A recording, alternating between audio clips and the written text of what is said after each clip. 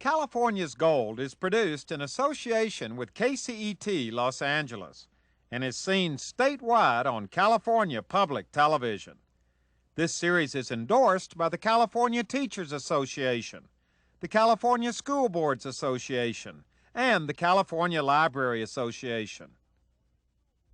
Well, hello everybody, I'm Huell Hauser. Get ready to go back in time.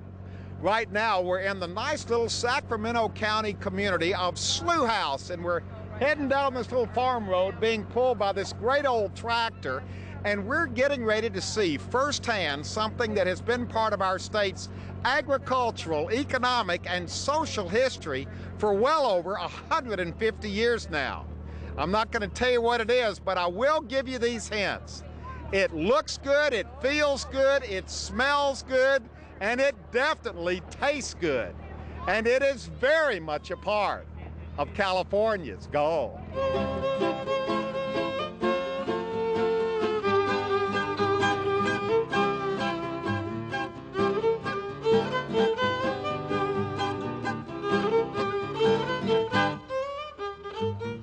Okay, our adventure begins. George, introduce yourself to everybody. I'm George Signorotti. All right, now we're here on your farm because we're watching you harvest something that you have been involved with pretty much all your life, haven't you?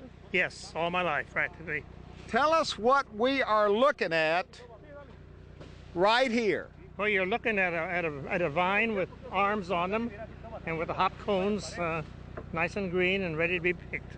Hop cones. Cones. Because that's the first time we've kind of given away where we are. Yeah. We're watching a harvest of hops. Of hops. These are hop cones, and now why are they called hop cones? Because they look like a cone on a pine cone. Oh, okay. You see, they got overlapping leaves, and then the center here is the gold. And that's the pollen. Let me smell that. That's a good smell. You never get over it. Oh boy, that does smell good. Now let's talk a little bit about hops, because they've been around in California for a long time. When did they first come here?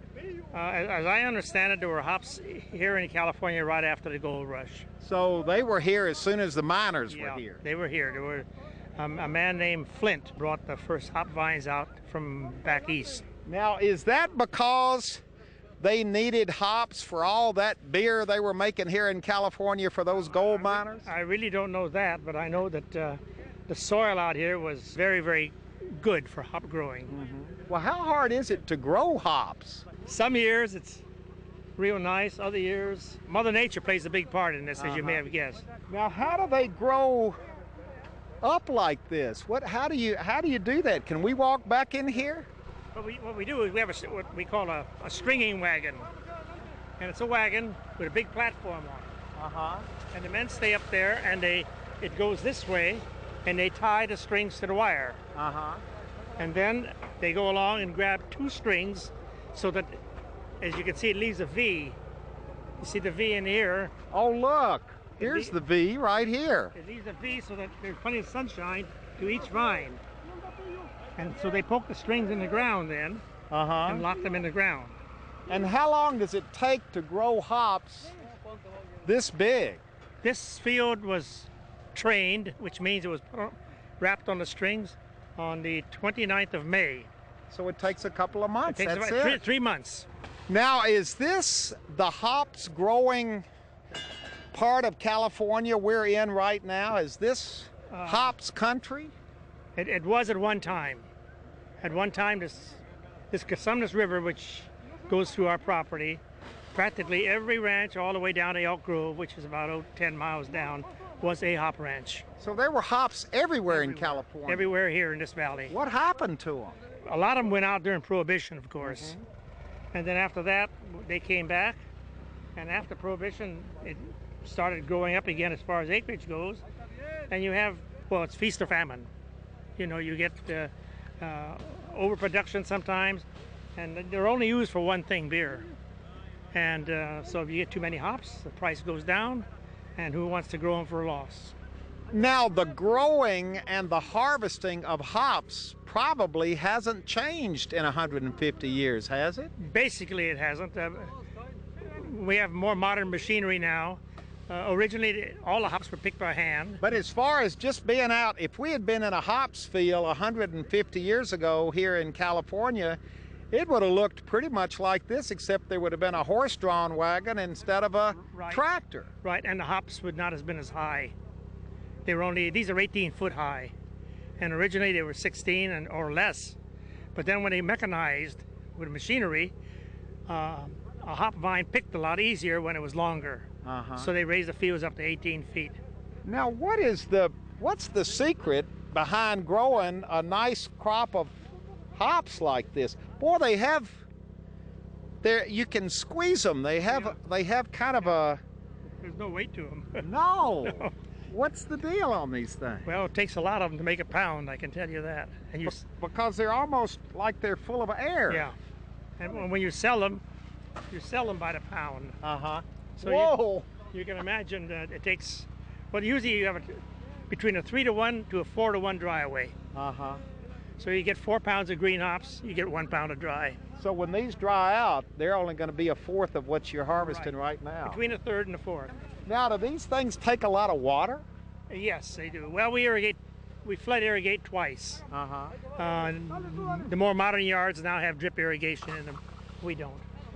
Do you ever have people driving by who don't even know what this is? Oh, yes.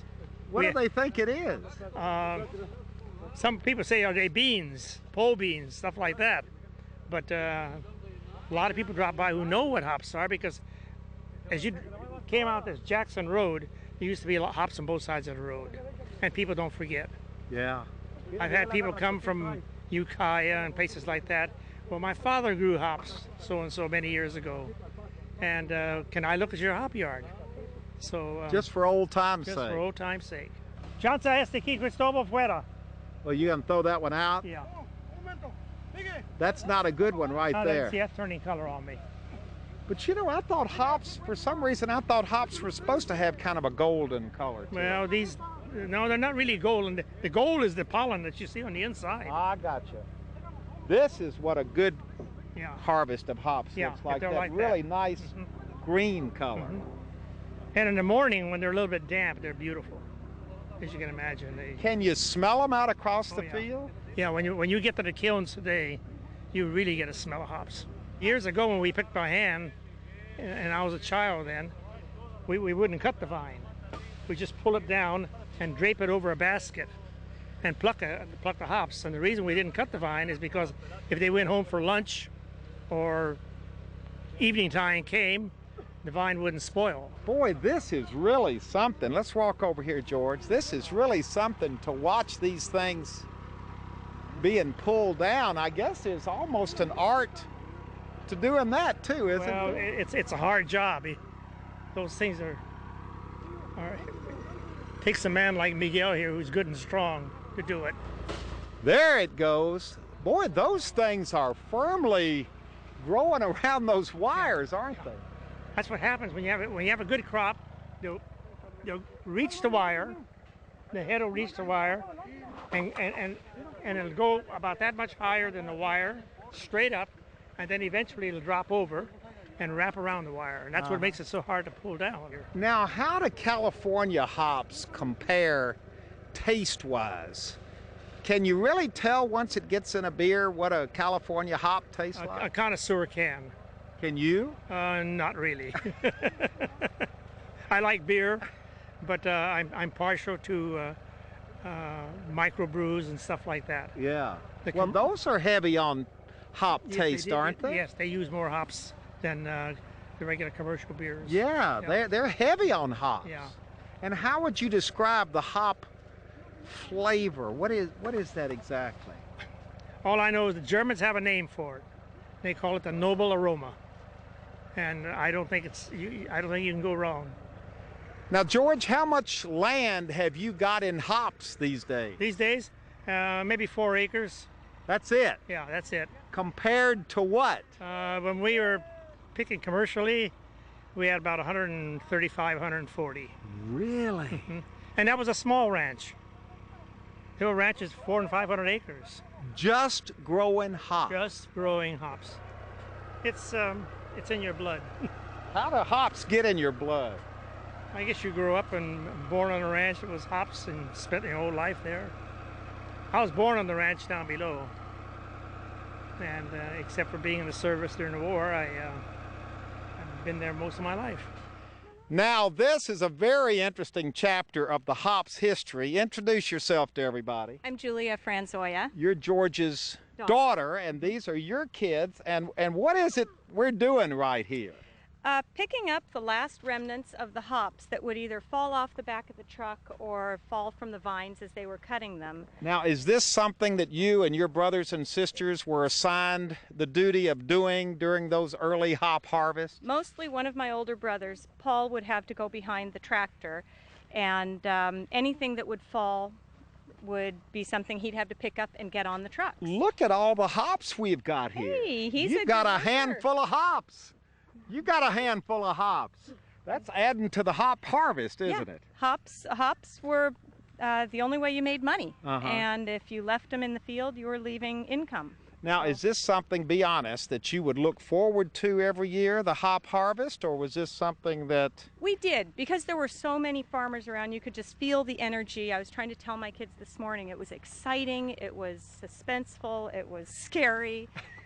Because the weather could make it or break it, and it was a lot of fun because everybody was doing it. Isn't it interesting that today for your kids, this is almost a unique opportunity? They're probably the only kids in California today doing this. They are incredibly fortunate to have this experience, and every year if we have to, we've taken them out of school so they don't miss it. Yeah. To be part of this continuation. Right. Tita! What'd you tell him? Pull. Okay, we have left the hops fields and we are now going to the next part of the story, and we're hitching a ride back on the trailer here that's full of hops. Is everybody having a good time? Yay! It smells good too. Okay, this is exciting. Stage 2 of the hops harvest. And George, you brought us to this big shed here. What's this area called? This is called a picking machine area. This is the picking machine. And the machine is here. Now, explain to us what happens. It looks like they're feeding them into the machine up here. Yes, the vines are fed into the machine. And as you can see, this man is hooking one on there now. He has to wait for the carrier to come around and grab it. And there are 4 carriers there, so you can get 4 vines in at a time. There it goes. She's got it now. Okay, there goes. It's pulling. Look at this. This is fascinating. It just grabs onto the vine and pulls it intact into the machine. Then what happens? Well, up here they're picking drums. Drums with fingers on them. And they're coil spring loaded, and they have give and take to them. And they pluck the hops and leaves off the vine. And look what we got over here. These are the hops. That's after they've been cleaned. First they're plucked off, and then there's a cleaner in there where you blow air against a screen, and it removes the leaves. Wow, so here, look at this. These are the picked and cleaned hops. That's what we want. You got your grandkids down here working. Now, what's their job? What are they supposed to be doing? They're supposed to be taking all the leaves out and little stems if they see one. So you want just the pure hops? Well, that's what the brewery wants. Now, George, you got another helper here. Introduce yourself to everybody. Hi, I'm Sally Hitchcock. And why are you here helping? Well, I grew up on a hop ranch, and the first day of hop harvest was the most exciting day of the year. And this is just wonderful. It's so much fun to come and help. So this is just kind of a way to you to kind of go back in time too. Oh, absolutely. Way back. Now, how does it feel having your hands back on the hop? It's wonderful, and the smell is even better. Yeah. The aroma of the hop is wonderful. Now we've got the hops all bagged up, George, and they're leaving the shed where we de-hopped the vines, I guess is what you want to call it, and they're being brought over in these huge, big sacks over to another part of the operation here, and this is where it really gets exciting because look at these wonderful old buildings over here. What are these called? They're called hop kilns. Hop kilns. Kilns, yes. Kilns. K-I-L-N-S. And what's going to happen to the hops now? So we're going to take them up to the only workable one, which is the brick one. And we're going to take them up and lay them on the platform up inside, and they'll dry. They're drying out up there. They will dry up there. Now we got the whole family out here watching this operation. Come on over here and introduce yourself to everybody. We hadn't met you yet today. Well, I'm Virginia. I'm the boss's wife. I have a feeling you're the boss as well. Tell us what it's like around here, what it was like in other days when the place was really hopping, pardon the pun. When we were really growing hops. Everything was beautifully organized, but there were a lot of people, there was a lot of activity, there was a lot of production. So this whole area would have just been buzzing with activity. Oh yes, it would all have been buzzing with activity. There was a tramway that went from that building over to the platform there. Oh, so they wouldn't have been carried like this. They would have been going over on a tram. They were going over on a tram, on a belt, and there were receivers up there who moved them into the kilns where they were stacked and leveled. Boy, these are beautiful old buildings. Aren't those beautiful buildings? Yeah. The first one, the middle kiln, was here when my father-in-law bought this place in 1923. Now these should be saved. These things these are historic landmarks. I agree. It's prohibitive for a poor farmer to do anything about them, but they're historical buildings. There's no question about that. Is this the way the kilns would have looked in the old days in California? This is the way they looked. Come on, boys, let's pick these up. See how heavy they are. I'm going to get this one.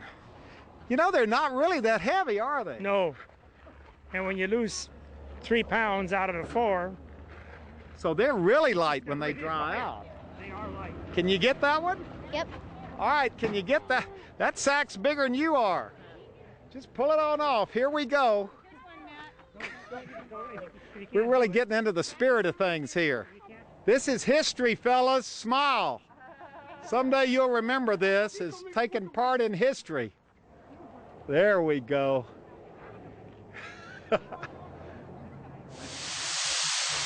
Now, this is fascinating, George. What's happening?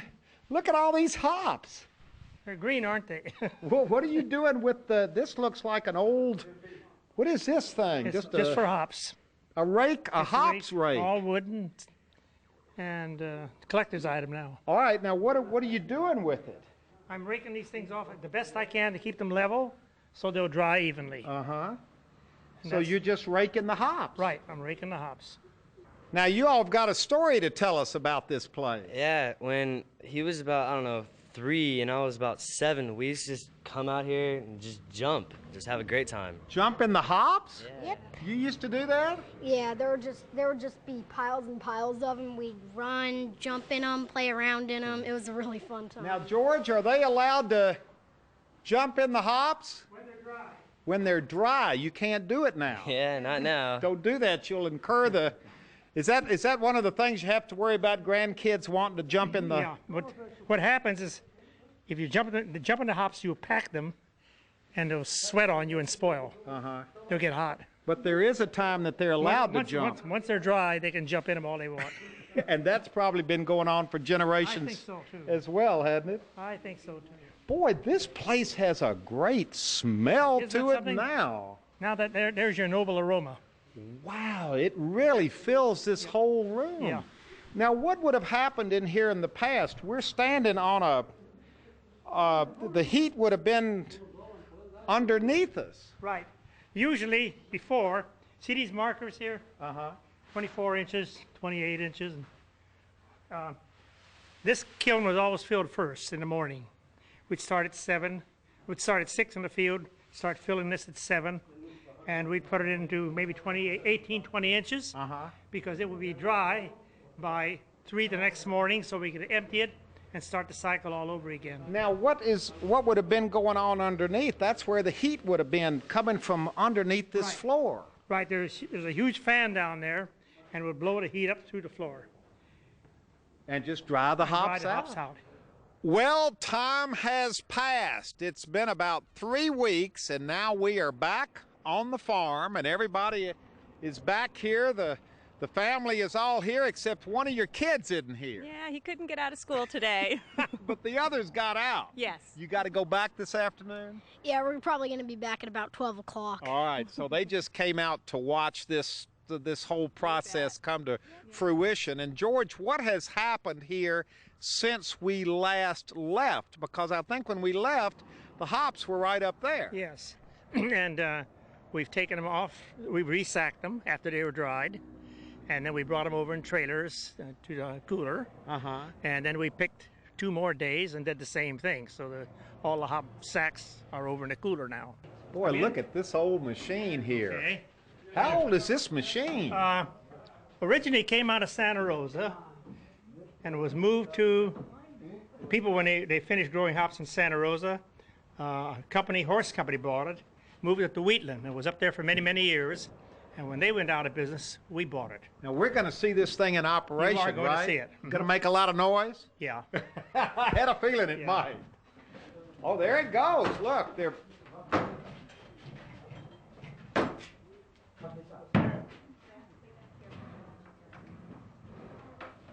Oh, they're closing it in. Okay, here are the hops. And George, these are the same hops we saw 3 weeks ago, but they are totally dried out now. They don't have enough weight either. Boy, look how light they are. Yeah. Is this a good crop? Well, pretty good. What do you mean by that? I'd rather have it better.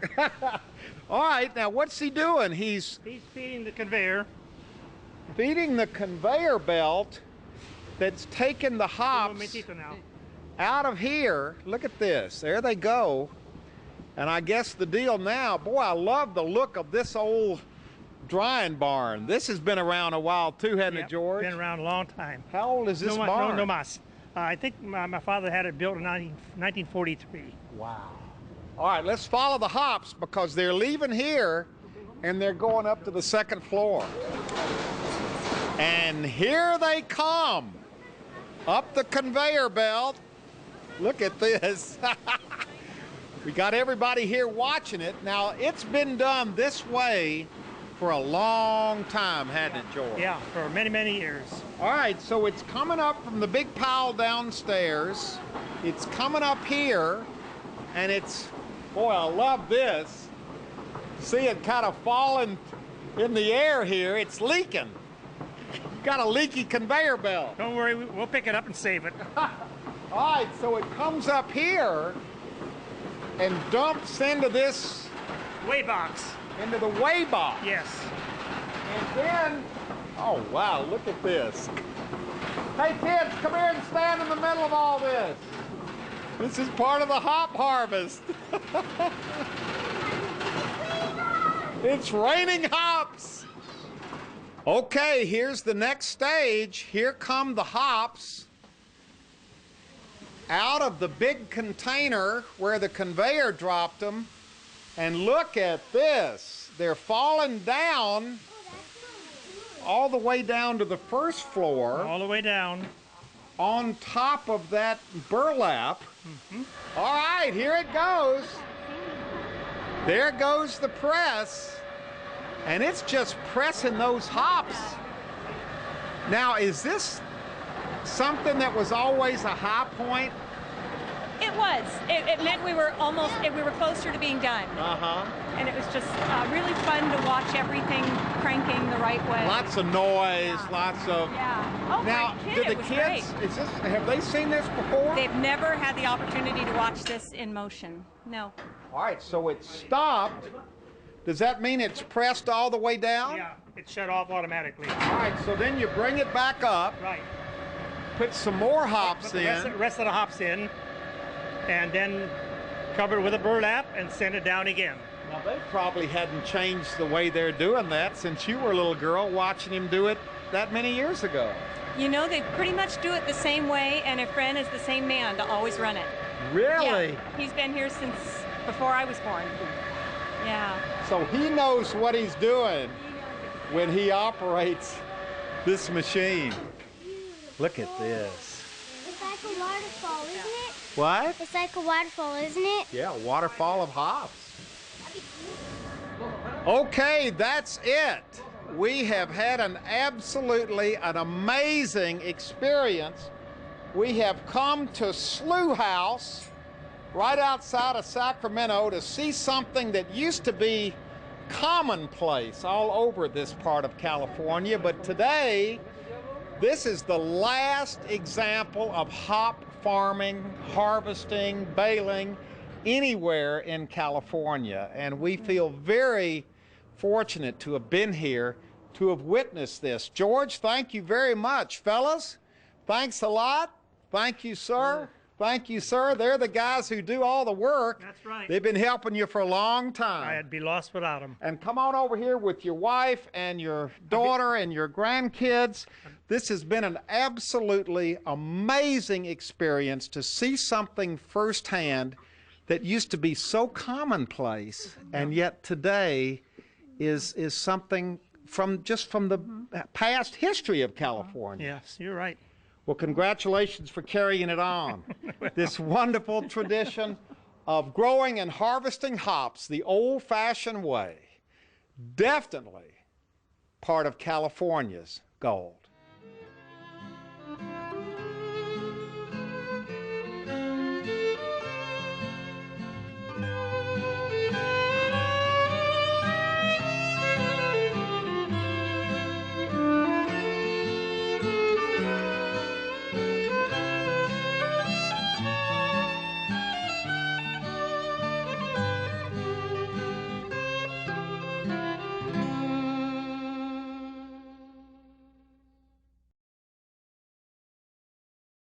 Well, this is definitely a California's Gold classic, and if you'd like to see it again, share it with your family or friends, or perhaps donate a copy to your local school or library. All you have to do is call 1-800-266-5727, and we'll be glad to send it to you right away.